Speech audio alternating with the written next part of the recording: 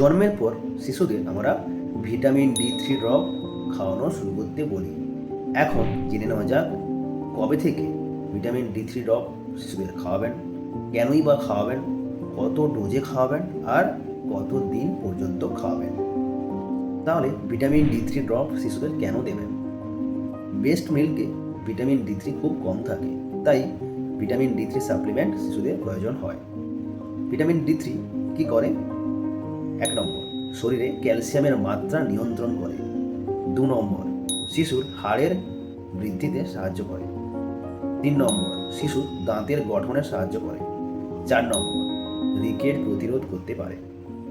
এই জন্য vitamin D3 supplement শিশুদের দেওয়া খুব জরুরি। তাহলে কবে থেকে দেবেন? শিশুর জন্মের 7 দিন বয়সের পর থেকে আপনাকে ভিটামিন ডি3 ড্রপ শুরু করতে হবে। কত ডোজে দেবেন? 400 ইন্টারন্যাশনাল ইউনিট পার ডে।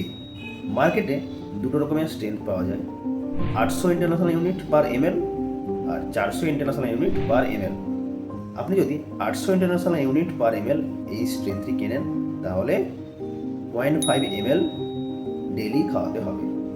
আর যদি 400 ইন্টারন্যাশনাল ইউনিট পার ml এটা কেনেন, তাহলে এটাকে 1 ml ডেলি খাওয়াতে হবে। কতদিন পর্যন্ত খাওয়াবেন? 1 বছর বয়স পর্যন্ত বাচ্চাদের ভিটামিন ডি3 ড্রপ খাওয়াতে হবে। ওকে, থ্যাংক ইউ।